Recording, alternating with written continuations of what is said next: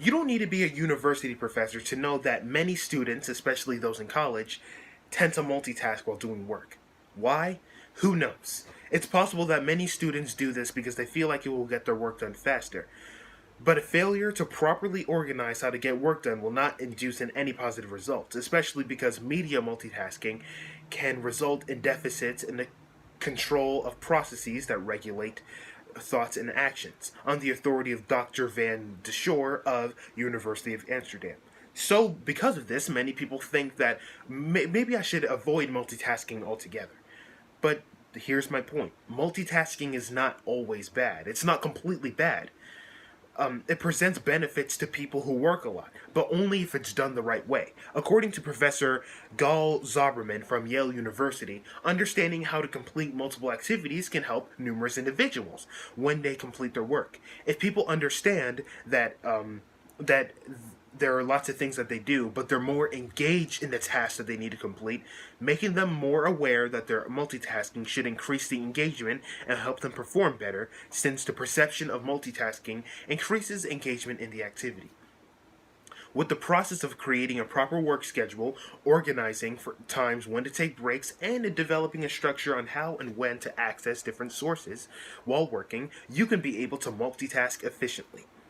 Well, first, if your goal is to work as fast as possible, this is your step. Organizing a proper strategy that can be used to get work done in a better fashion. When people multitask, they tend to rush. If a person really wants to get multiple things done at once, they're probably not going to get anywhere if they just rush or try to do it as fast as possible. When people multitask, it's very important that they slow down, that they do it in a better, calmer fashion. This is called self-pacing, a strategy that can be beneficial for students, since it would allow them to explore mental strategies on their own pace, as demonstrated by the Frontiers in Human Neuroscience journal. To sum it up, people tend to multitask subconsciously without knowing, but gaining awareness of the action of multitasking will help people be occupied by the activity they're completing, thus taking less time to complete altogether. We have an understanding on how to pace ourselves while working. You do? Good. So, how do we actually complete the activity we have to do? We need to learn how to prioritize. Prioritization is the act of understanding the most important concept in a list of things. If someone wants to prioritize the activities they need to complete, they can succeed in getting their work done because they're able to point out what should be done first, what should be done next, and how do I complete this activity first, how do I complete this activity next. According to Yale's University site for working opportunities, if one wants to have a commitment to complete that assignment in a timely manner, organizing what to access and what to do in a certain order is recommended. Let's say someone wants to write an essay. They can write it by selecting the sources to cite and getting the information they need from them discreetly.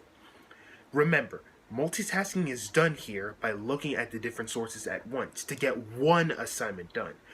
The way multitasking is done properly is not to consult all sorts of different activities or sources that aren't related to the thing that you're doing. It's focusing on the important things that you need to do first and using them to make you more engaged in your work. Therefore, you get it done quicker. When you multitask, try to avoid doing random things at one time. For example, if you try to make a painting, you're probably not going to get it done by cooking breakfast and mixing the paint. But you might get it done if you listen to music or if you listen to a documentary about art history, or if you view different works of art to give you inspiration.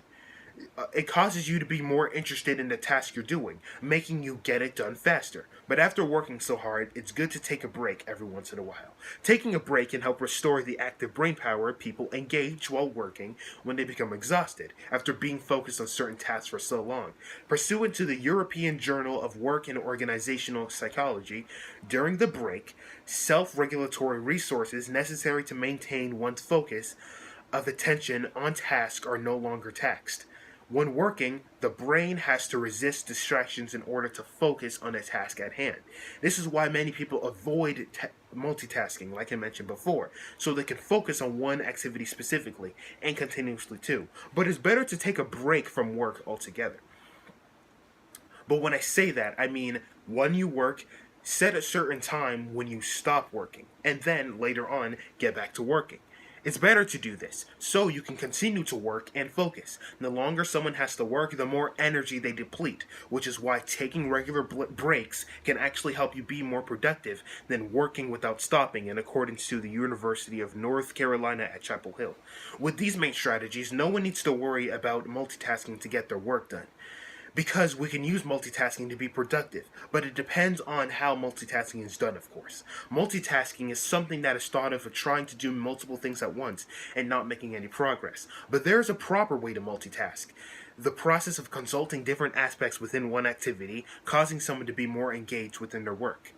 Thank you for listening, and stay busy, multitaskers.